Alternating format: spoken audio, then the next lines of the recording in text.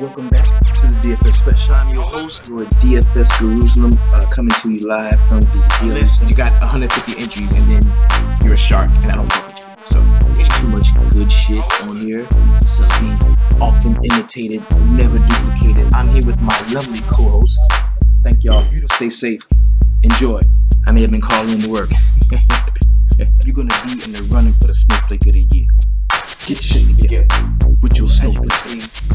I'm here at the crib, man, and I'm just finishing up. Stop. Throw them bitches in the main. I'm telling you. You're gonna see the results, bro. You're gonna see it. This is what's really gonna help you out. You know how I feel about the home dogs. There's a lot of fight in the home dogs, and I really think a lot of shit to go over tonight. Who that scored all them points over there? Player of the night. Get him in your lineups. Get him in there, and let's go get this money. Thursday, let's go, and remember, in the sweatshop, we always keep it 300.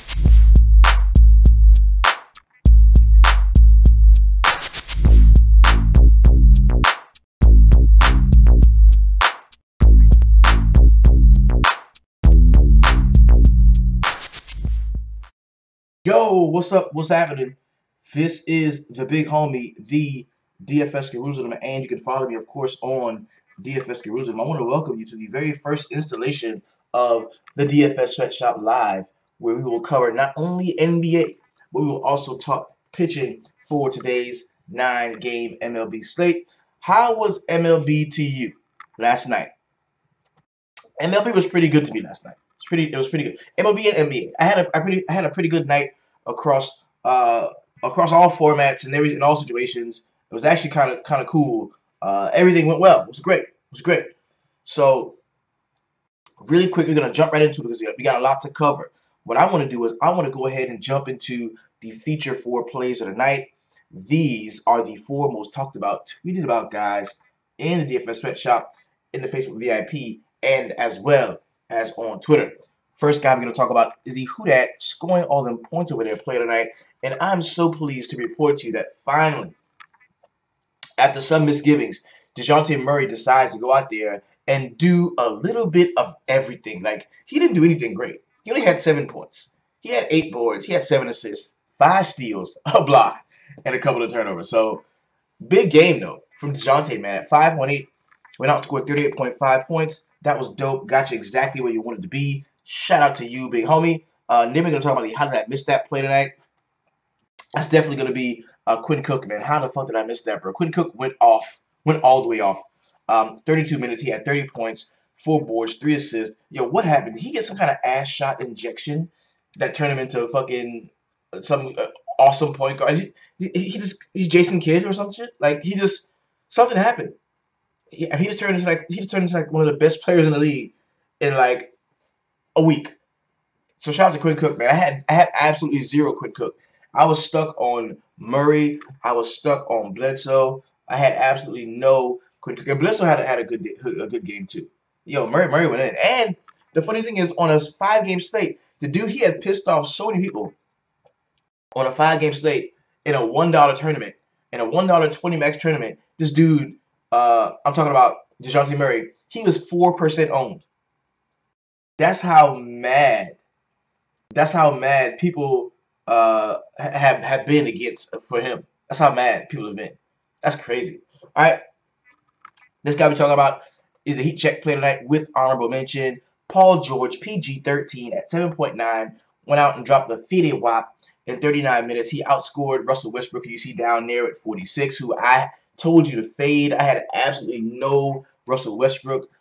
Drummond against the honorable mention for scoring at 61 points at the top. But Paul George was the heat check play tonight. Now that one motherfucker is definitely Kevin Durant. And usually I don't do this. Usually if you get kicked out of a game, you don't finish a game, I don't make you like, you know, a snowflake. But this dude's a motherfucking snowflake, man. That was just some whole shit. That was some bullshit that he did. And, you know, 5 ejections this year. He's turned into like a crystal clear bitch. You know, he's just, I don't know. He's just whack. He's a whack person. He's a whack player. I mean, he's a good player, but he's whack. He's just a whack guy. You know what I mean? And never would you think that somebody that comes from the DMV, from DC like that, you know what I'm saying, would just be that whack. He's whack. He's a whack person, bro. I can't express that enough. Yo, I even tried to warm up to him some because he was riding in a car with Kerry Champion. Kerry Champion was chauffeuring him and LeBron James around the city, and they were talking to Kerry Champion, and Kerry Champion was like, being really nice, and LeBron was being LeBron, smart and shit. LeBron is that I never went to college smart. LeBron is that, what I'm saying? LeBron is that I'm so smart I didn't go to college and I'm successful smart. And they're riding around, they're kicking it. I'm like, all right, Kevin Durant, that's cool. Okay.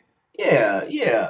But still, even then, he was outclassed by Kerry Champion and by LeBron James. Like I tried to warm up to him then in that moment, watching that little special, but dude, he's just a douche, bro. He's a douche. He's a douche. Fuck Kevin Durant, man. Kevin Durant's a bitch. I don't like Kevin Durant. I never really did, but now it's official. Like he's a hoe. I do not like Kevin Durant. He's a hoe. He's a hoe. He's a hoe. He is. All right, so moving right along. Let's go ahead and take a look at today's MLB slate.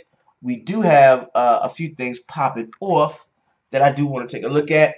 We're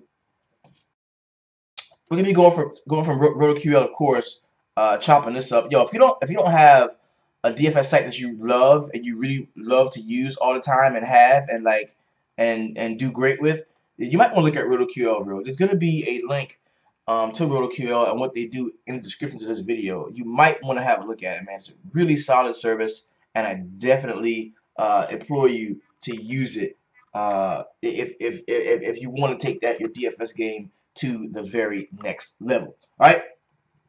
So we're gonna go through it from a DraftKings perspective first, but each game we're gonna go look at the FanDuel side as well because this show is about finding the cheapies, finding the correlations, finding guys that are high priced on one site and low priced on the other. Okay. Here we go. All right. So let me open this up because I want to get an overview of the entire slate. We've got Chicago, Orlando, a couple of cellar dweller games, some toilet bowls. We got Philadelphia, Atlanta, where you got a big injury in that game to Embiid, so you're probably gonna see a lot of Simmons. Then we've got New Orleans and Cleveland, which I think should be a good game. That's gonna be the ESPN joint. Then you've got Phoenix, Houston, blah, Denver, Oklahoma City, which could be a good one. Minnesota and Dallas, blah. You got Memphis, Utah, blah. Milwaukee and the Lakers should be a nice one as well. And you got the Clippers again in Portland. So hopefully the Dame may play after the baby game. And I think the after baby game could be just as good as the pre-baby game. The after baby game could exceed the pre-baby game.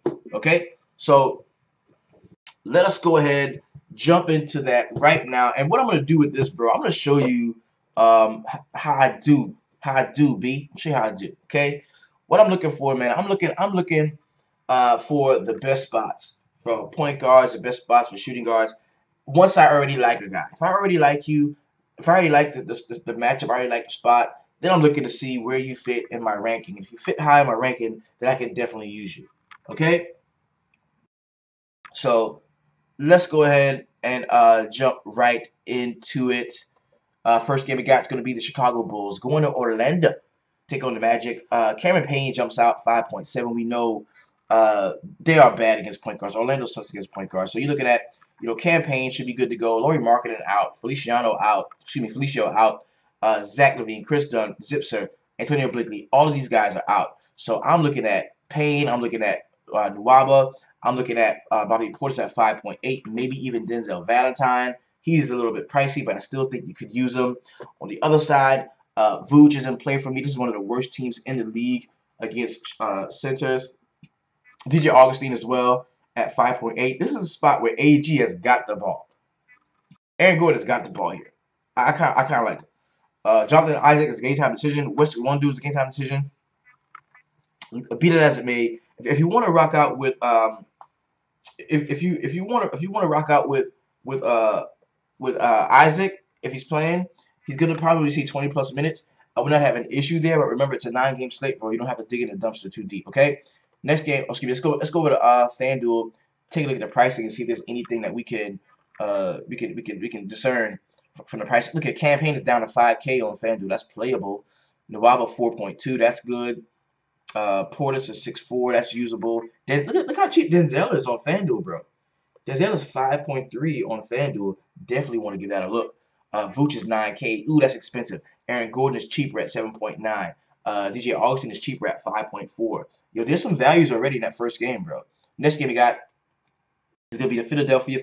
Excuse me, Philadelphia. I'm about to say Philadelphia Phillies. Ooh, it's baseball time. Philadelphia 76ers and the Atlanta Hawks. No, excuse me, no Embiid. So people automatically think, oh, give me all the Ben Simmons. But honestly, um, honestly, Ben Simmons does not really go off without Embiid. For some, I don't know, man. Well, I do know they're teammates and they're good and they work out together a lot and they play together a lot. And he doesn't go off without without without Embiid. So this is leaving me. I don't want people that's gonna have a new role in the situation.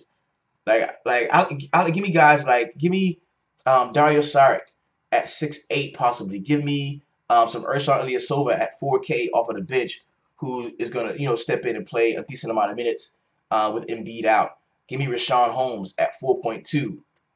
That guy. Maybe some Covington at 5.9. 9.4 for Ben Simmons. I don't Ben Simmons as a secondary player, a secondary option is dope. But Ben Simmons as like the guy that okay Ben. Go out there and come on, Uncle Ben, make some rice. Like that's kind of tough. That's kind of tough. Dave Russell says, folks, fire him up. Has he had like a good game? Like a good game? 23 and 26 in 14 minutes. And that's a lot of points per minute, bro. That's not bad. That ain't bad. Ilyasova revenge game. What are you talking about? On the other side, John Collins at 4.9. I think it's usable. Torian Prince is too expensive. Isaiah Taylor, 4.8, is a guy that you could use. And that will be it for me. Remember, this is still the Atlanta Hawks. This is still the Atlanta Hawks. Do not forget that. You got to remember that. All right? We're going over to FanDuel, have a look at the same game. Simmons is 9.6, Covington 6K, Sarek 6.6, Rashawn Holmes 3.8. Yo, Rashawn Holmes might be the chalk today. Holmes and Ilyasova, bro. I really like them for real. Collins is 5.5. Dedmon Taylor 4.8. Okay. Next game we got is gonna be the New Orleans Pelicans going to Cleveland to take on the Cavaliers. Yo, what has AD done against them? I want to see this, man. 61, 51. Yeah, give me some AD, bro. I like AD today. I like AD against LeBron. I like AD today. 200 cheaper. Definitely usable. Drew Holiday. This team does struggle against shooting guards. I kind of like that. Not a big fan of Etuan Moore, but if Rajon Rondo plays, I am going to consider that. Mirotic at 5K definitely is a play that we can definitely take a look at. On the other side, possibly. Okay, you got LeBron. You've got George Hill at 4.9, who I wouldn't mind playing. Kevin Love here should be out. Larry Nance Jr. at 5.3, definitely a guy that you will want to play. He's going to have to be out there for minutes. Maybe Jeff Green at 4.6, as far as I can go there. Let's look on the other side of FanDuel. 12.3 and 12.3 for LeBron and AD. 8.1 for Drew. That's not bad. Mirotic is 4. Ooh, Mirotic is cheap. Mirotic cheap. If you're playing cash, fire Ben Simmons up. I don't agree. I think he's gonna be stupid high owned, but he doesn't play well without Ben Simmons on the court. He just doesn't.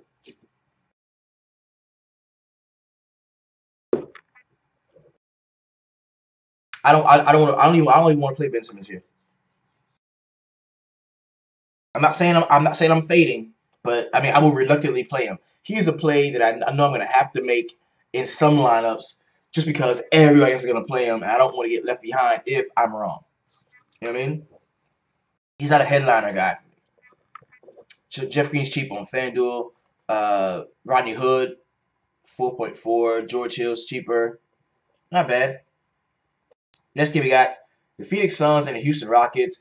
With all look at this. Okay, Harden's probably gonna play. Well, how can I get that hat? Ha ha ha ha. Lids, bro. Go to Lids, bro. We got it. They got him at Lids. Um, Ben is not a must play on a 9-game slate. Nah, I would definitely agree, Peter. Definitely agree. All right, so if Chris Paul's a game time decision, then I like Clint Capella a lot. Clint Capella, you don't have to play James Harden, but you can at 11.5. My thing is, why would you play James Harden who you're probably not going to get 4 quarters of when you can play LeBron or AD for 200 cheaper? Or whatever, or 100, or you know what I'm saying? Like that's my whole thing. That's my whole thing with that. Ariza's game time decision, as is Bamute. We talked about Chris Paul being a game time decision. But if Chris Paul is out, though, you can't. I mean, Harden isn't playing. I'm not saying don't play Harden. I'm just saying it's gonna be hard for me to play a lot of Harden when I have LeBron and AD in a marquee matchup on TV against each other that I can easily get to. Because if you got enough money for Harden, you got enough money for LeBron and AD. Josh Jackson 7.4. Devin Booker's game time. I don't want to play a lot of these motherfuckers. Tyler Ulis is now 4.7. Every year about this time, Tyler Ulis is 4.5, 4.7, and he's playing well. Why not just play the fucking man all year long, bro? Why not just play the man? Why not just play the man? I don't get it. I don't get it. I don't understand it. Marcus Chris at 4.8, possibly. Bender's 3.6. Like I don't want to. That's trash. I don't even want to play that game. I really don't. I can fade that shit. But in my opinion, you can get exposure to 2, maybe 3 games and do well on the slate. And they all expensive. Chris is 5.1, Bender 4K, Ulyss is 4.2. That's not bad. It's cheaper than DraftKings. Uh, Harden is 11.3. Capella 7.8. You're not okay. Eric Gordon is 5.8. Now that's a deal. That's a steal. If you this is be in the same spot again with Eric Gordon on FanDuel if Chris Paul doesn't play. Last time it was Harden didn't play. Next game we got is going to be the Denver Nuggets going to Oklahoma City to take on the Thunder. This should be a good one, man. Oklahoma City has been giving it up lately to centers, and you look at how well Jokic has been playing. 9.1, not a horrible price to ask for him. I think he's playable. Millsap is as well. Bill Barton at 6.8, I kind of like him. Jamal Murray at 6.8, I kind of like him. So in essence, I'm saying you can stack the Denver Nuggets. Westbrook at 11.3. This is a game where I don't think this is a spot where I'm not calling for an all-out Westbrook fade. Both of these teams play fast. They're both playing for their playoff lives, and I definitely think that Westbrook at 11.3 could go ham after that subpar game last night. He could go ham. Now I do like Paul George as well. Possibly some Steven Adams here. That's as far as I would go. Big three. That's it. Looking on FanDuel for the same game, where we've got Jokic is 9.8. Ooh, Millsap 6.6. Barton 6K. I mean 6.6. Murray is 7.4. Shooting guard versus Oklahoma City. Yes, it is. Shooting guard versus Oklahoma City is still saying yes. Westbrook 11.4. Paul George 7.7. That's not bad at all. Steven Adams 7.2. Next game we got is gonna be the Minnesota Timberwolves and the Dallas Mavericks. Cat went the freak off last time out, and I don't see why it's gonna be much different now. Is he from Texas? Is he? Somebody tell me if he's from Texas. 10.1, big salary, but I don't mind paying up. Jeff Teague 7.4. I don't mind paying up in that spot either. Wiggins, I don't love that one, but Taj Gibson stands out to me at 5.7. Possibly some Jam Crawford at 3.7. If I gotta play a guy over the bench, maybe that's a guy that I can play. Yeah, man. On the other side, DSJ at 6.5 could be usable. Harrison Barnes has had a decent last couple of games, so I would have an issue playing him. They do struggle against rangy power forwards that can shoot because that's Taj Gibson going out there to kind of guard that. Cat again, but he's from Dominican. Okay. But where did he grow up? JJ Barea at 5.4. Nah, I'm not a big fan of that. I'm not a big fan of that. Y'all like a lot of this Dallas shit. Let's go look at FanDuel. Take a look. Towns is 10-9. Teague 7-3. That's cheaper. Wiggins is 6-7. That's cheaper because shooting guards is pretty good against them as well. Taj is cheaper. I like that. Yeah. Jam 4K. 6-7 for Dennis Smith Jr. Harrison Barnes 6-5. That's cool.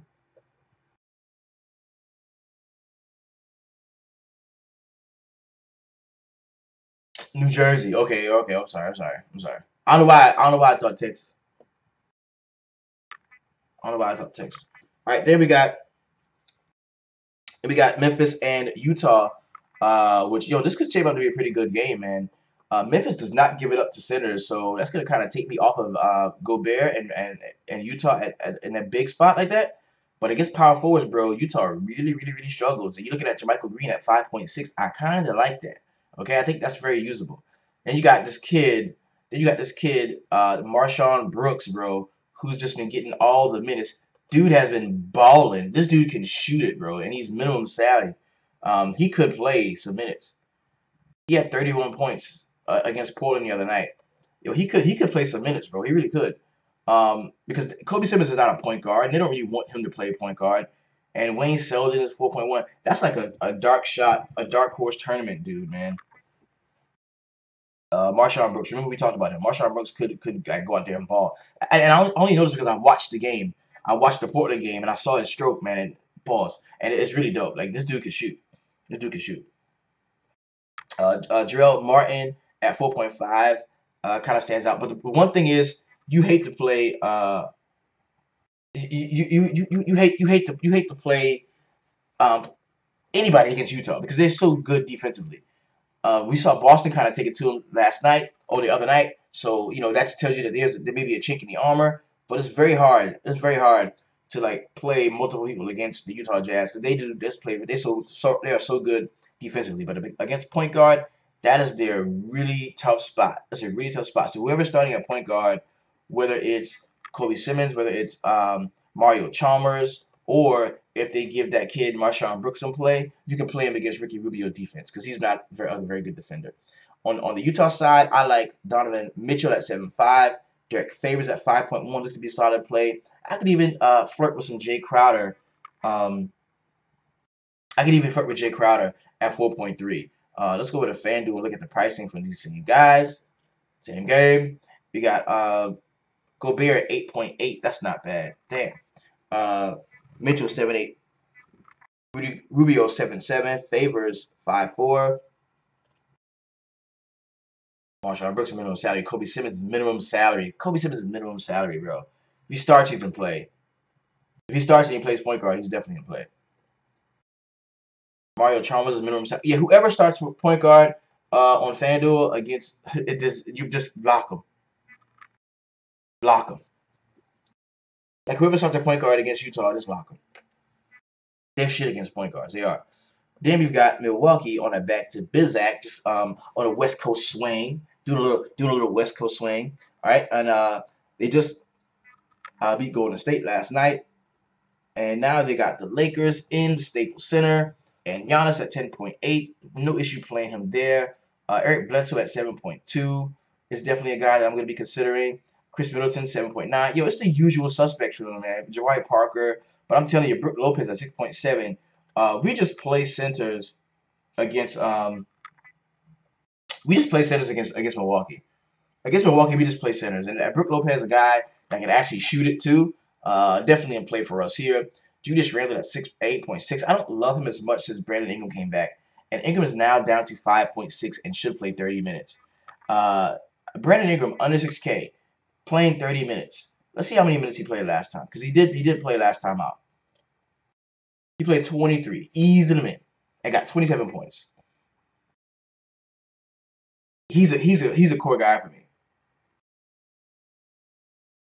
It's only right now at 5.6. I'm playing Brandon Ingram everywhere. I am. Lopez, Ingram, Kuzma's done. I'm not playing Kuzma. Kentavious Caldwell-Pope could be in play here. I don't even love Randall. Now, especially if Lonzo Ball is out. If Lonzo is out, oh my God. Give me all the Brandon Ingram you can. Josh Hart is a game time decision. That kind of sucks. I think that's the only reason why they shut Isaiah down, because they saw Josh Hart coming back to kind of finish the last few games. Because they didn't want to do that with Caruso or Tyler Ennis. So if we find out Josh Hart is playing and Lonzo Ball is not, then that would put Josh Hart in play for us as well. It really would. Let's go over to FanDuel, check the pricing on these cats. Giannis 11K, Bledsoe 7.5. Okay, Jabari Parker, that's cheap, 4.6. Randall, high. Brook Lopez 7.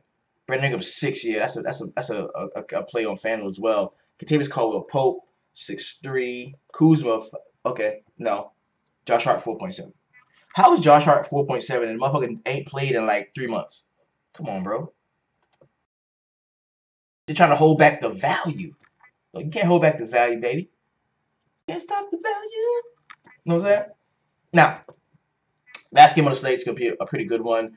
We got big baby game Dame, big baby game Dame coming back from the post baby game. The pre baby game went off. Now this is the post baby game.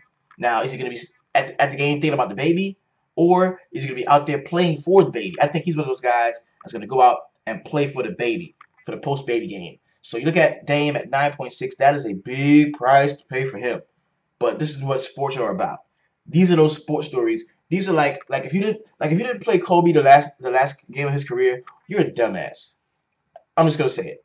If you don't play Kobe his retirement game, you were a dummy. That was the easiest thing. That was the easiest DFS play I've ever heard of in my life. If you after Brett Favre's dad died, would you have played Brett Favre and started him in your fantasy football? Fuck yeah, of course, of course. Right? Like this, some stories are just hard to ignore, impossible to ignore. All right, I'm serious. So the post baby game for Dame is a good spot, and I'm gonna play. So I'm not gonna be on McCollum as much. I think Nurk at 6.5 is definitely in play. Aminu at 6.2. He hasn't been very good recently. I don't love Aminu here, and of course we got Maurice Harkless out. So I'm gonna give Evan Turner one more shot. Possibly some Ed Davis at 3.5 off of the bench here. On the other side, DeAndre Jordan at 8.3 is going to be in play for me. I want to look at what DeAndre did against the Portland Trailblazers last time out. I don't think he had a great game. Yeah, 30. Actually, he doesn't do well against them. He doesn't do all that great against them. 30, 35, 35, 37. 30. You know why? Because I think they limit point guards so much that it's hard for him to really get off. Something you have to go against what most saying, because the plays when be high on, so I go against. Okay. He's talking about being contrarian. He's talking about being contrarian. Well, hey man, I'm just a small drop in the bucket, man.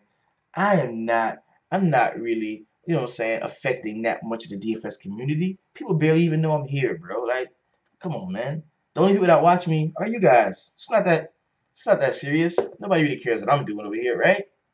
They're not checking for me. The coach is on 6K, not a problem there. Tobias Harris, I do like him at 7.4. And Milos is out.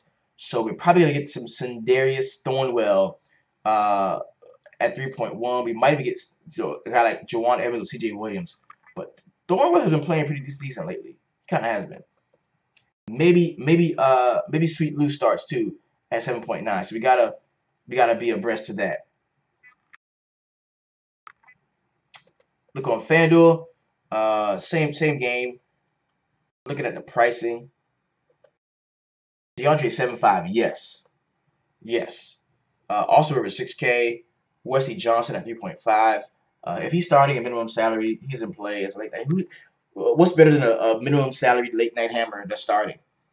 Dame 9.6. I would play Dame on FanDuel before I played him on DraftKings. Nurk 7.4. McCollum 8K. Aminu 6.1. Okay, cool.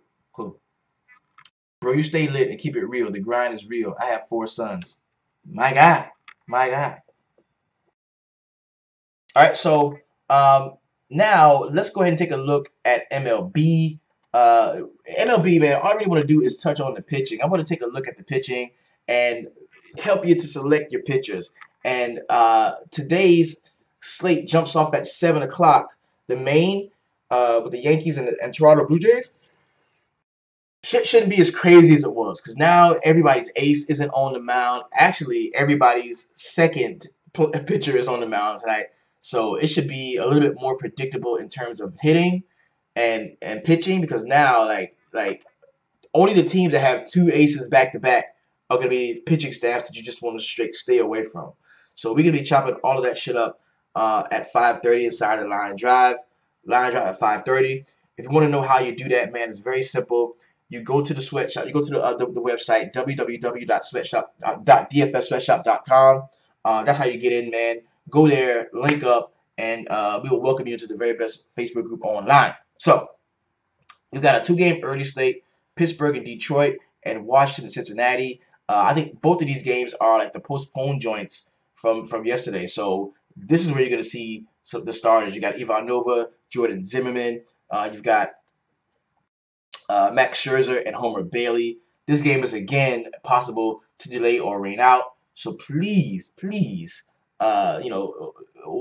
be cautious. And if this game rains out, they're gonna cancel the whole slate because it's only a small two-game slate. So let's go ahead and jump right into the main.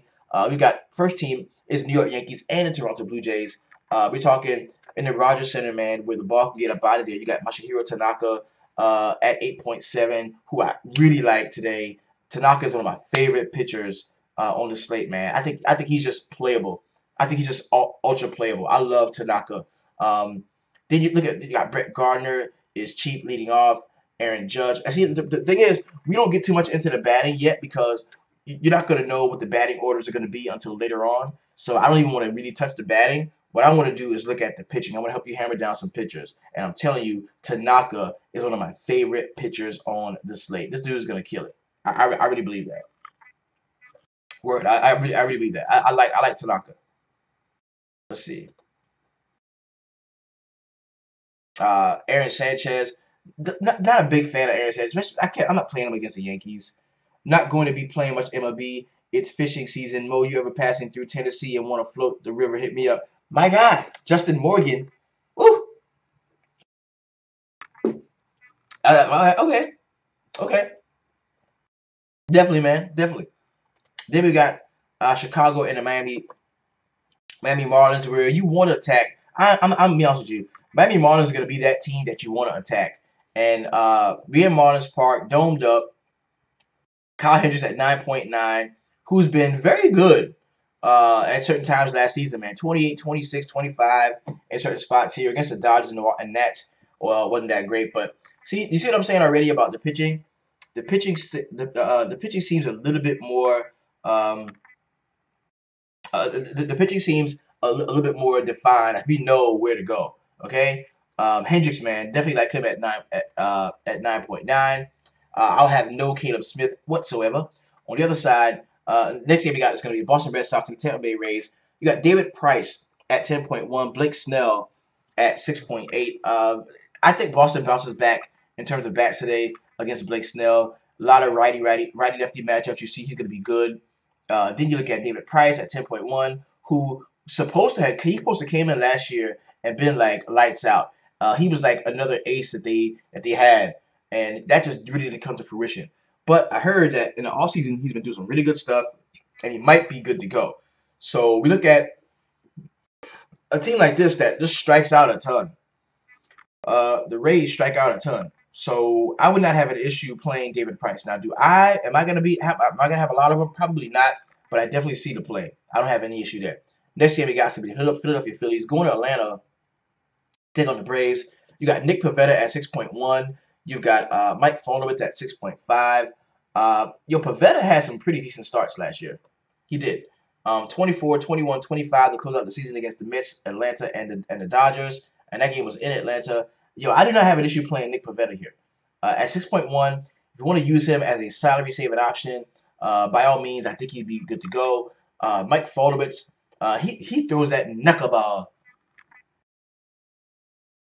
1970 one-timer says, you were right on the money yesterday with talking about stacking Chicago White Sox. Oh yeah, I'm sorry. The gang stack of the night. I'm sorry, yo. Every day, bro, I post this tweet out and I ask everybody who is gonna be today's gang stack of the night.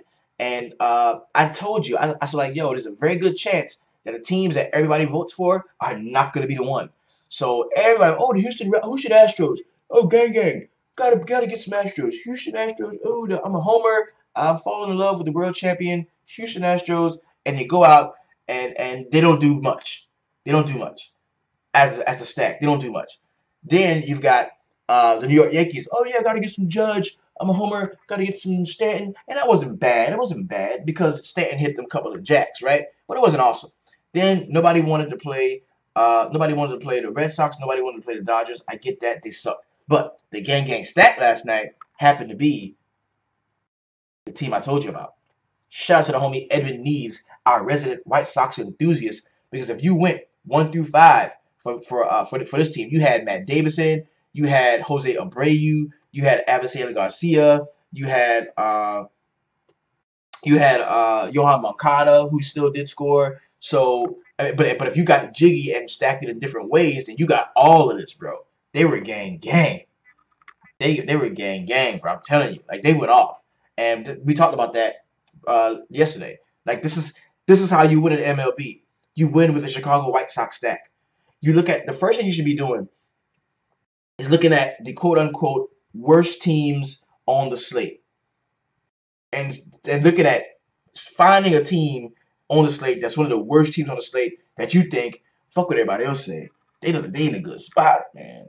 Because you get that feeling, bro. You have that feeling when you look at it. When I looked at this, and the homie Edwin Neves was in here, and I looked at it, I was like, yo, y'all look good tomorrow. I am stacking the White Sox. I knew I was stacking the White Sox. And I made money. I made money last night. And that's all MLB is, bro. That is all MLB is finding out which team to stack. And then once you find out which team to stack, now you use things like ISOs and WOBAs and BVP. That's how you find out who to stack. You find out where the points are being scored. Are they giving up points? Is a team that is the stack? There's a stack you like, but the pitcher that they're facing, does he give up power points, as in home runs?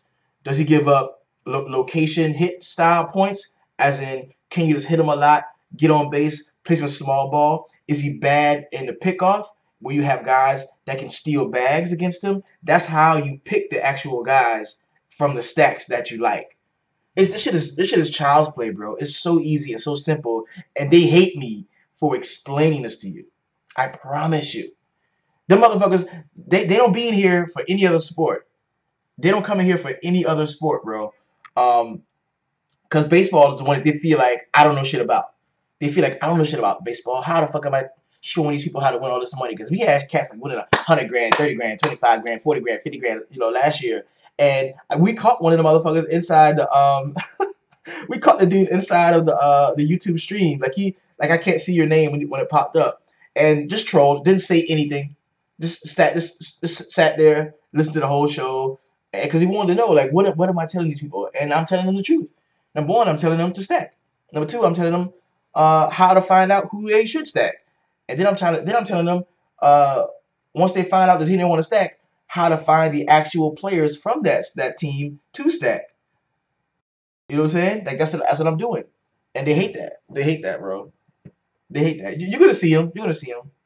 Because they always come in here. During baseball season, they always come in here. They want to know what I'm saying. They want to know what I'm saying.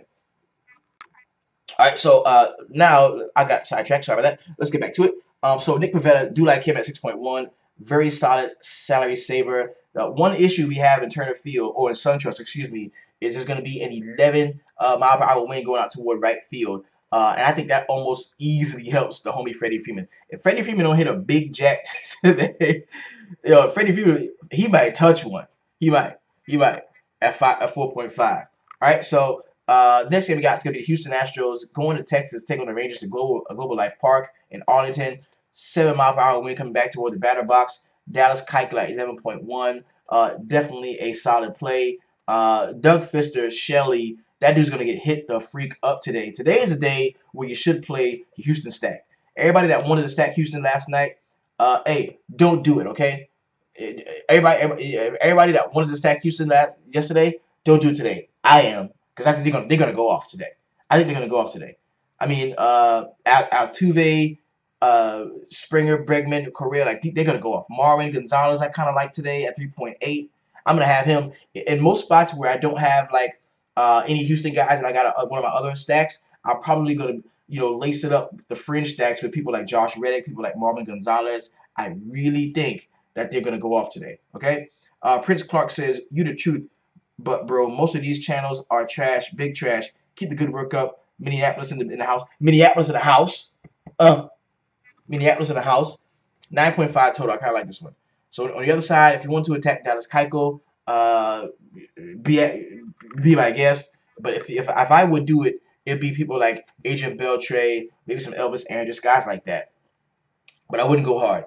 Then we've got the Colorado Rockies in Arizona at Chase Field. Tyler Anderson, 6.3. Robbie Ray, 8.7. Ooh, Robbie Ray is cheap at 8.7.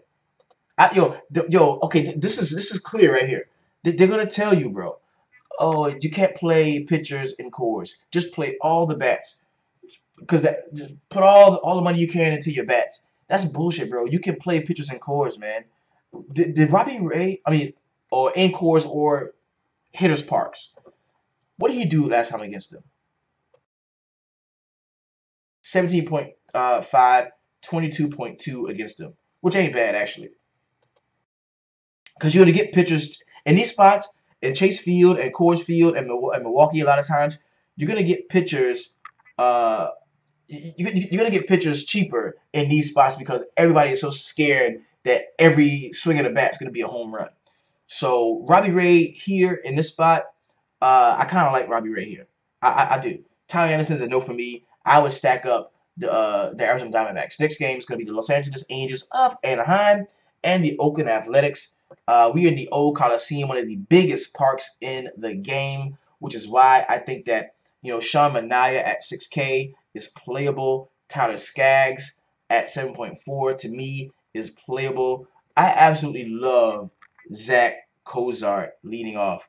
Cozy was my guaranteed jack yesterday, and I found out after I named him the guaranteed jack that he was going to be leading off. And I was like, dang, that's going to change his hitting. He's going to want to get on as opposed to get out. And sure enough, he got on, and then he got out. Guaranteed jack for the big homie. All right, so I'm looking at both of these guys. I'm looking at Skaggs. I'm looking at Sean Manaea. Trout, man. Trout let a lot of folks down. I had absolutely zero Trout yesterday, and he did absolutely he did nothing. He didn't do much of anything yesterday. He didn't do much of anything yesterday. All right, so then we got San Francisco and the LA Dodgers. Johnny Cueto at 7.9. Alex Wood at 10.4. I think Wood is playable in this spot at 10.4. I wouldn't have an issue playing Wood, especially coming off of that loss last night. They're going to want to come out and play well and pitch well. Johnny Cueto at 7.9. Usually I'm a big Cueto apologist, but I kind of like the Dodgers today to stack it up. They didn't have a really great performance last night, so I kind of like the Dodgers as a late hammer stack.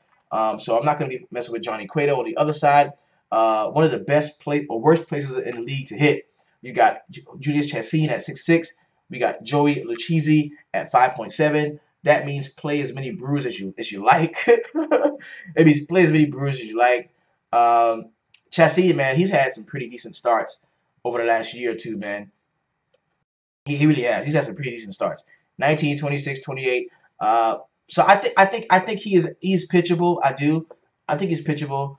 The problem is though, Hosmer is like I kind of like some of these guys, but definitely I think Chassin is pitchable. I definitely do. So we highlighted all of the pitchers that I feel comfortable taking a look at.